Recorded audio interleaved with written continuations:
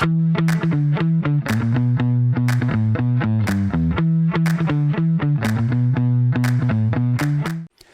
episode number 5 of the Multi-Cloud Expedition, we welcomed Joyce Krikar from Deloitte Consulting, a 20-year veteran in the mergers and acquisition space, and he brought with him insights and best practices in the intersection of the multi-cloud IT infrastructure and acquisitions. Most importantly, he talked about what's that North Star that is so key to keep in mind in order to have a successful merger or acquisition. So go ahead and have a look at the full interview. Welcome to the program. Tell us a little bit about your role at Deloitte and your background. Yeah, well, first, thanks for having me. I think this is a wonderful way of engaging your audience through these live links. So thanks for having me. I lead Deloitte's M&A practice for high-tech media and telecom industry clients. I've been doing M&A for more than 20 years.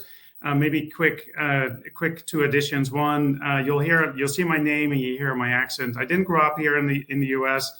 You asked me, how do I pronounce your name in our pre-chats? And it's Joost. I grew up in the Netherlands. I started out with Philips Electronics in corporate strategy, and I moved on to Siemens, and that's in the 90s, and lived the exciting days of the 90s before I stepped into M&A about 25 years ago. One other comment I wanted to make is honored to be here, but also share best practices. This is teamwork. So this is not so much about me. What I'll tell and share today is much what we have built up over the many decades. Last year, we won the M&A Advisor Award for the largest deal, the largest divestiture, as well as the largest cross-functional deal of the year. There's a lot of people around me, behind me, in our practice that every day work with organizations and technologies like VMware to make the dream happen of M&A. So happy to share some of that. And so Alexander, let's get into it. What you have on your mind. You know, it's fantastic to prep with you and get the perspective that you have, right? You've got the very broad perspective of M&A, whereas, of course, we provide capabilities, we being VMware, in order to help speed that M&A. But your framework kind of is perfect for the beginning of this show because it starts at the highest level. And you said in our when we were kind of pre-briefing, it's important to have a North Star. So maybe tell us a little bit about what does that North Star mean when it comes to M&A? Yeah, and I think it's wonderful you start there, because one of the biggest challenges, arguably, of M&A or doing a merger and acquisition, or as well as a divestiture, is that and it doesn't matter if you're a finance or IT professional or CEO or somewhere in the boat, is you have too many demands. There's customer demands, there's employee demands, there's expectations financially, there's expectations strategically, technology, how to keep it all safe. And everything is in a compressed time frame. It's almost like you do a startup in a ridiculous short period of time. And so having a North Star is really important, because it's really easy to lose line of sight to what matters. And the North Star, obviously, should be the investment thesis. Why are you doing the deal? You're doing the deal for a reason, either to get access to a market, to enable a new product, to extend a product portfolio, to accelerate your technology roadmap, to maybe change your business model, your monetization model. And so you do this for a reason. And understanding the investment thesis and the value drivers of those investment thesis is really important to keep in mind through that entire journey of M&A, because there will be every day, every moment of the day in that process, there will be somebody asking for attention that in itself is good, but may or may not be aligned with the investment thesis. Yeah, I think that is, as you mentioned, the demands of that entire integration process, of all the different processes that have to go on leading up to it, will no doubt pull in different directions. But always having that North Star is super important, right? And it's that investment thesis that needs to be realized as quickly as possible. In that, when you're looking at, all right, from the start to the finish, there's a life cycle there in M&A. What are the stages of that life cycle? Yeah, broadly speaking, there are 5 phases in every deal. The first one is, we call it M&A strategy. It's the make or buy decision, or sell, right? If you have a business that doesn't add any more to the core value and your mission of your company. And once you make that decision to do a transaction, then the second phase is when you're on the buy side. There's target screening. It's like you make a long list and a short list. Trying to find the right target company that fits that need to meet your financial and strategic objectives. The third phase, and this is typically all done with like a few people, right? And then the third phase, you get a few more people involved, but still very small, is diligence. So due diligence tends to focus on financial diligence, tax diligence, so understand financial risk, the history, but also the future projections. With commercial diligence, is this the right target, the right product set, the right customer set, market access? But technology actually plays an important role in that. We call it operational diligence, and a lot of that is about understanding the scalability. Well, initially, what is the infrastructure of the target? Is it scalable? How does it map to our infrastructure? What set of applications, core applications do they have? What is business? What's IT core applications? What's the cybersecurity situation? And that's the diligence phase. That's all focused on can we agree to the right price and the right target to get the deal done. Once you have the deal, you get what we call day zero. That's the moment of announce. Not unimportant. We wrote a book about it called The Synergy Solution. One of the things we found is that a lot of times deals get sort of announced quickly with a memo, but actually that's a moment that investors and customers, as well as employees, really start to pay attention because it's the first time they hear about it. And they start to think, is this a good thing or a bad thing for me? So it's a really important moment at day one. Day zero. Then you go from day zero to day one, which is the period from announce to close. Sometimes that's really short. Sometimes day zero, day one for very small deals, tech and tele deals can be the same. Typically, larger deals you have to file for regulatory approval, can be short, can be long, depending on the regulatory institutions and jurisdictions you have to deal with. And that period, announce to close, is a great opportunity to do some additional discovery to the extent permissible and feasible with both parties. That leads to day one. Day one is the moment of close. That is actually the first moment you operate parent and target as one. Operate as in you're legally and fiduciary one company. Same set of stakeholders, shareholders, etc. But you're not integrated yet, right? You're still separate from an operational standpoint and probably from contractual relationships with customers and vendors, etc. And then you go from day one to day two, which is the moment, so from close to post-close integration. And that is at some point a moment when you say, I think we have integrated this business in a way that we can operate the end state, that we can enable the value that we had in mind. So these 5 stages: make or buy, target screening, diligence. Is this really the target we want to go forward with for the right price? That leads to announce to close, additional diligence or additional discovery, and then close to post-close integration. Mm-hmm. And so as you went through those different stages, you talked about kind of what begins as a small group, right? And then the group gets a little bit bigger each step of the way. And you also dropped in there a couple of things that I wanted to ask you more about. We've got a lot of our audience, of course, are practitioners in the multi-cloud, practitioners in infrastructure. So maybe as they go along, or what are some of the challenges that you've seen or they could expect as you go through those different phases? For IT, I should say. Yeah, it's a great question, Alexander. So for IT professionals and leaders that get involved in these M&A situations, typically the first moment is sort of in that diligence phase, and it's a handful of people at most. Don't forget, this is still very much done, as we call it, under wraps. It's secret. People are on NDA. The deal may or may not happen. It's all pre-announced. And nobody wants to have this news leaked or somebody understand that there's this secret project going. So typically a few IT people get involved with the assignment to help us understand the risks. And the risks focus on cyber risk.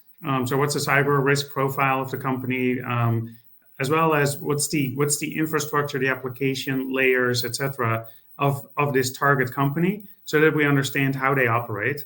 And then the second question is, can you start to translate that into some hypothesis about what will it take to integrate this company? How scalable is their infrastructure? Can we keep this target running on their own infrastructure for a while? or is this oh no, this needs to be integrated immediately, or because of the investment thesis needs to be integrated immediately. We want to sell together, we want to operate together, and how much? What will that be? One-time cost, run rate cost, timing. So initial thinking about the integration timeline. Those are typically the two biggest questions. It's a few people. The challenge there is it's short. You don't really have access to perfect information. And actually, VMware, our professionals think that's really great that VMware is around, because information in VMware, one of the solutions that VMware has is give clear information, enables the target to provide clear information to the buyer about, hey, this is my data center infrastructure, this is my cloud infrastructure, this is in terms of power and compute, what I have or what I need to operate the business as is. And that's really what you're after in that phase. Yeah, I think that first point you made, very interesting, because we hear over and over again that your first point was about security, needing to understand the security posture. So even at that early stage, the parent company wants to know, hey, what are we getting into here, right? And I almost think of an analogy like if you were going to go buy a physical property, right, that had a lot of IP, a lot of, let's say, assets. You'd probably want to make sure, hey, are the doors locked? Are there security guards? Like, are they following the basic governance processes of a company that we want to acquire? So from that standpoint, kind of very interesting that it surfaces so early in the process. It does. It's one of the changes that has come up, obviously, or increasingly, right? And it's not overnight, but the cyber risk is really on the forefront of M&A and in the C-suite, when people start thinking, or companies start thinking about buying other companies, what does that do to our risk profile? Mm-hmm. Okay, then the looks like the lights might have gone out on you. I don't know if that was just me. Did Okay. that happens to me all the time at our office sometimes when there aren't very many people in the office. So one of the next things that we wanted to tackle was you've got many years of experience in mergers and acquisitions. What are you seeing that's different today than 1 year ago, 2 years ago, 3 years ago? You picked the right time frame. How have things changed in M&A? Yeah, I'll highlight 4 or 5 items that have changed. The first one that comes to mind, probably the most important one that comes to mind, is the need for speed, and the expectations about speed. When I started operating in M&A, it felt like M&A was a sequential process, and it sounds a little bit like sequential in terms of the phases. But if you think about from announce to close and post close, that used to be a pretty sequential set of activities. Announce to close, just keep day one, keep the business running. Make sure that nothing falls between the cracks.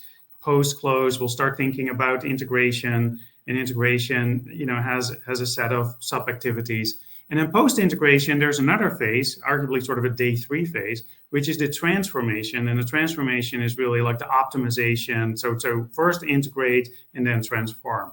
That has completely changed. The expectations are that you transform while you transact.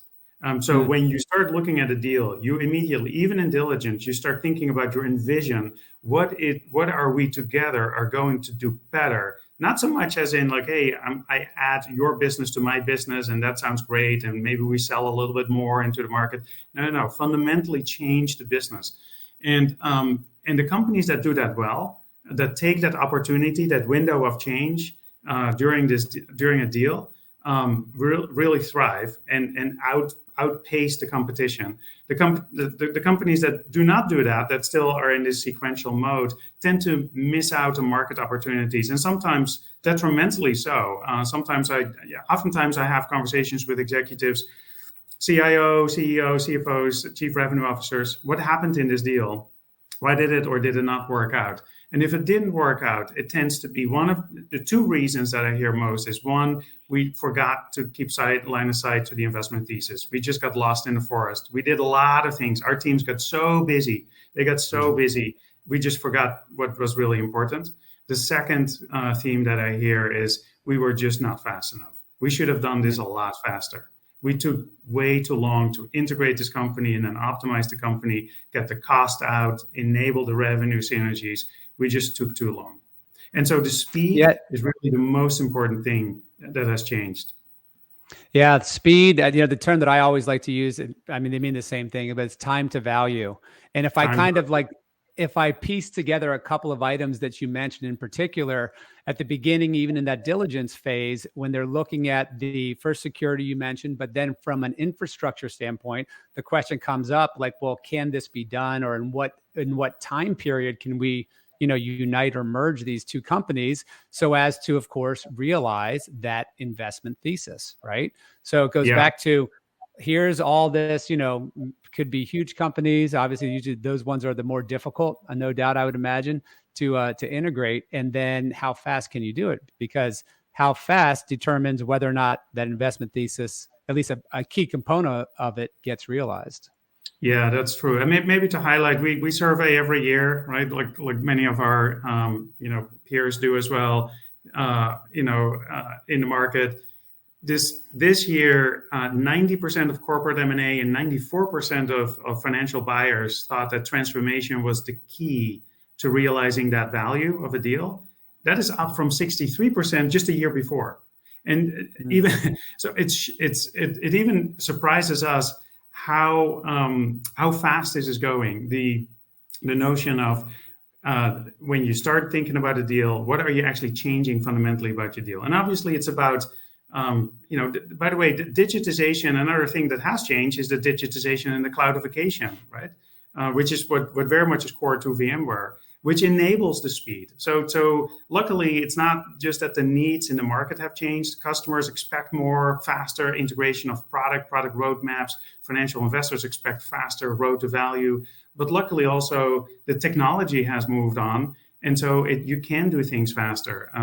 And maybe, Alexander, if you allow me, we're talking about the integrations, but actually one of the things that I think also, and back to VMware and the cloudification, that is really helping is actually in divestitures.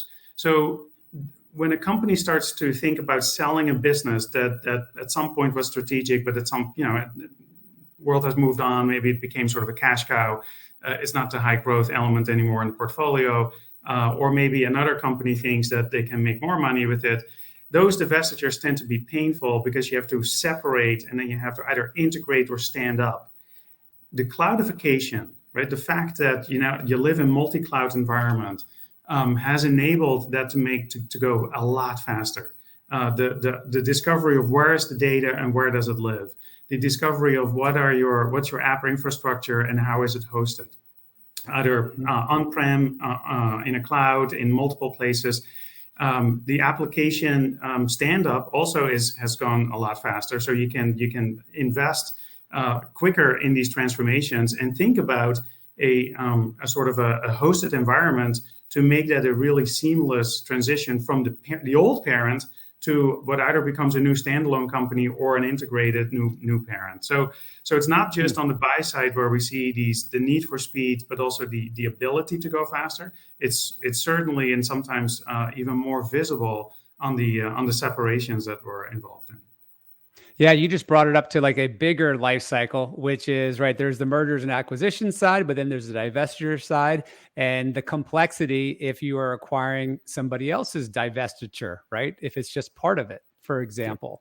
But key to all that, right, is having some, I'd say, the capabilities to take and separate data, workloads, et cetera, and run them where they need to be run that's most cost effective, or that's part of and it probably tied to cost effective part of that acquiring company, as an example. You may have opened the door to a whole nother episode on just divestitures and how data segmentation in the multi-cloud can be achieved. So with that, I want to say thank you so much, because you brought us from keep in mind that, North Star investment thesis at all times, because that is really what's driving the deal.